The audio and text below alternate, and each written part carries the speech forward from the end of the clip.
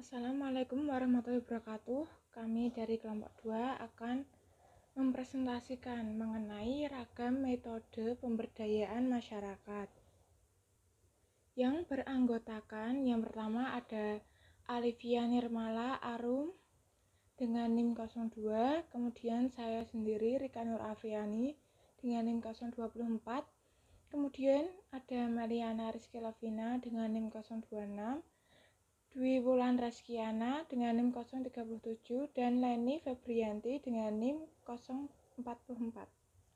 Kemudian materi yang pertama ada metode RRA, keunggulan dan kelemahan yang akan dibacakan oleh Alivia.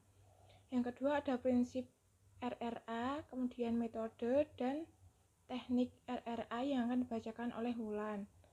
Yang ketiga ada pengertian pra, kemudian bagaimana pra dilakukan, terus ada prinsip dasar pra yang akan dibacakan oleh Kiki. Yang seterusnya keunggulan pra, kelemahan pra, kesimpulan yang akan saya bacakan sendiri.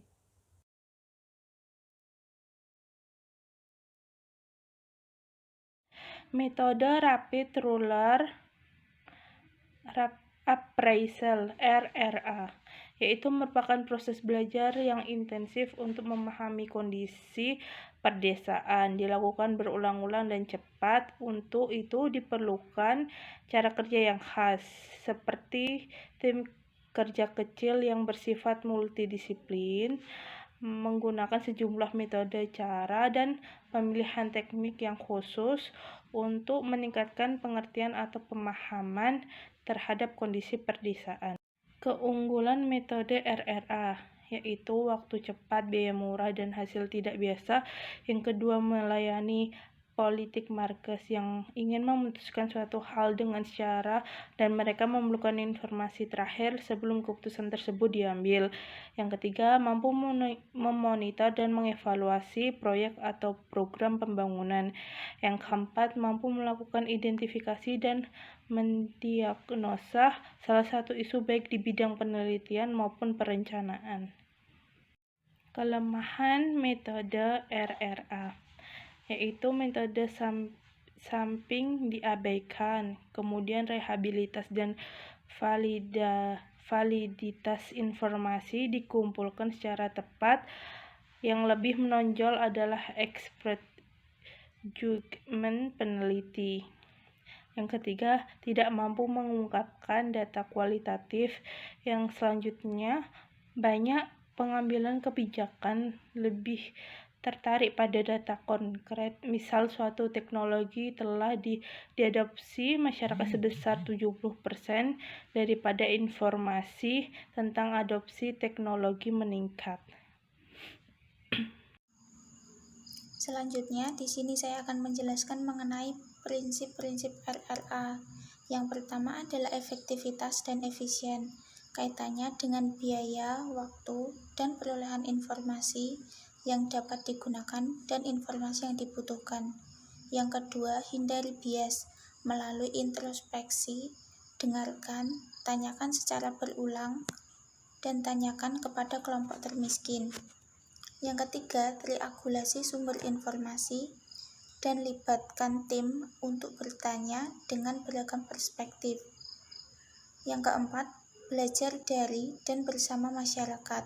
Yang kelima, belajar cepat melalui eksplorasi, cross-check, dan jangan terpaku pada bekuan yang telah disiapkan. Kemudian yang keenam, bersikap sabar. Prinsip-prinsip selanjutnya yaitu tidak mendominasi, saling belajar dan menghargai, bersikap sederajat dan akrab, tidak menggurui, tidak memihak dan mengkritik secara frontal, bersikap terbuka dan rendah hati, dan bersikap positif. Selanjutnya, metode RRA memiliki 3 konsep dasar. Yang pertama, metode RRA menggunakan perspektif sistem. Kemudian yang kedua, triangulasi dari pengumpulan data. Maksudnya, dalam pengumpulan data dilakukan dari berbagai sumber. Kemudian yang ketiga adalah pengumpulan data dan analisis secara berulang.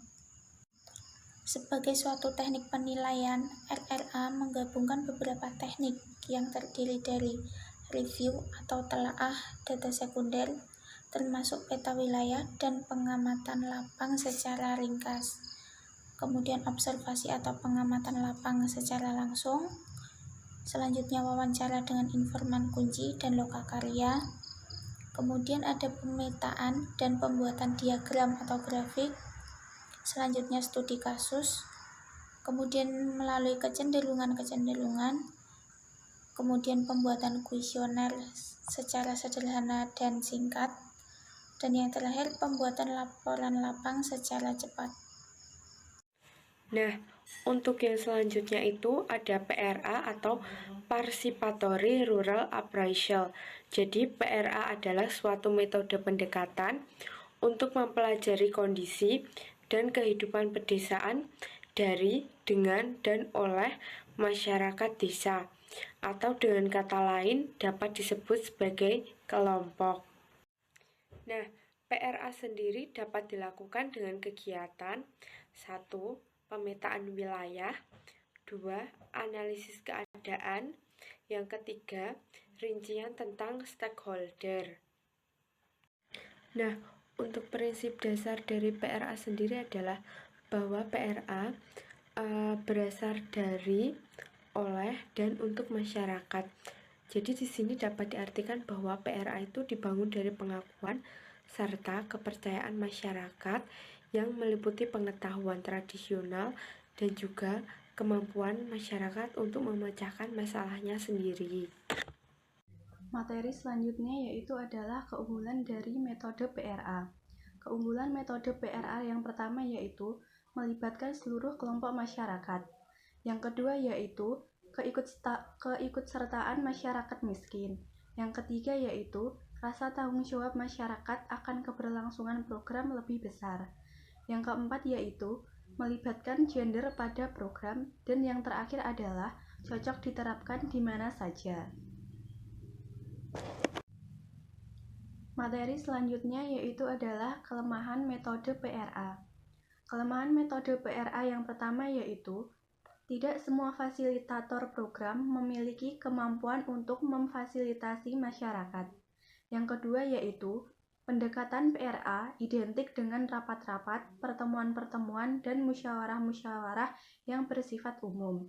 Dan yang terakhir yaitu sebagian fasilitator belum terampil dalam memfasilitasi pengolahan dan analisis informasi.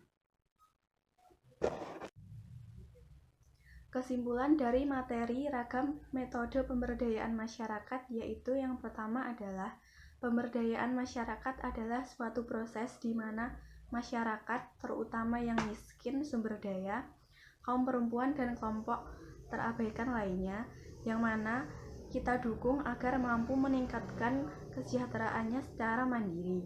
Yang kedua yaitu dua metode pemberdayaan masyarakat adalah RRA dan PRA.